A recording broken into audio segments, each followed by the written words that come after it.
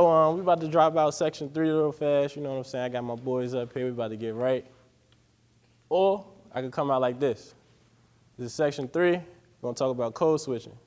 What I just did was an example of code switching, all right?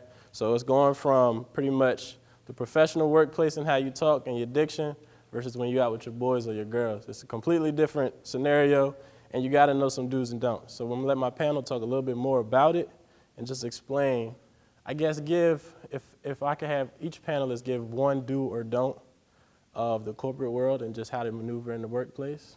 I'll start with DV. Do make sure the phone is properly hung up before you go to I like that. Anybody else? If you got to. Yeah, anybody else?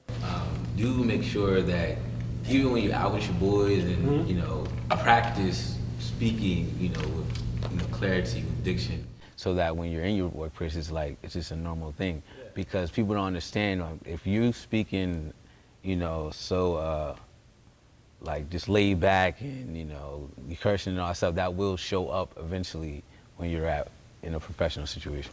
I disagree. Disagree? Yeah. Explain. I can be in church, I don't gotta, talk different, but then when you're outside in the world, it's literally, I don't bring none of that cussing to church. It's really about how you manage it. Like, I'm a good person, I'm a Christian and all, but sometimes I don't show it. But when I'm in church, I'm the best. I'm focused on God and stuff. So I don't really agree with what he said. So if I got what you're saying is you just put on a different mask for a different situation? Somewhat, I ain't gonna lie. I'm not gonna lie. Yeah, okay. It's all of when I'm at work. Yeah, you gotta be work ready. But when I'm out, I'm not gonna be the same at work because I'm here to make money. I'm trying to have fun. Okay, so it's two different people.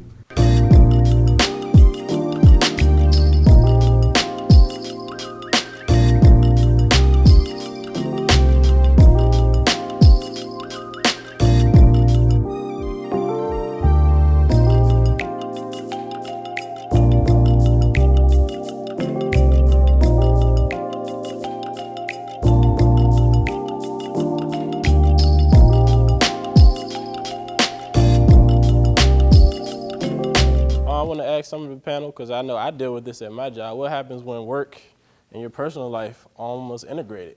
I have a work phone, so I get calls at all times of the day, emails at all times of the day. How do you set that boundary and how do you deal with it? Self-discipline.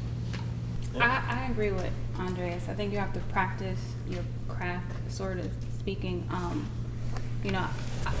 think my mother is like my biggest mentor, and the when I was younger, like in middle school, high school, the biggest thing that she taught me was that we pay all this money for your education and you're out here talking with slang and anybody could be there listening to you. You never know where you are. You never know what opportunity you might miss because you are behaving in a certain way. Mm-hmm. So, if you practice that kind of diction or that vocabulary, then it's gonna come in second nature. Same thing with music then, right?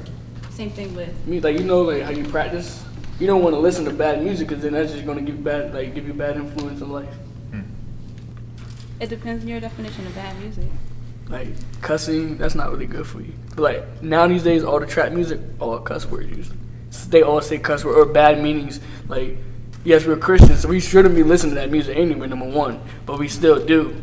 So that's not really good for us. So does your environment dictate your actions? Because if you're listening to trap music all the time, but you'll take trap music to work, right? It's possible. Okay. Good point. My biggest pet peeve is appearance. You have to dress the part if you want someone to take you serious.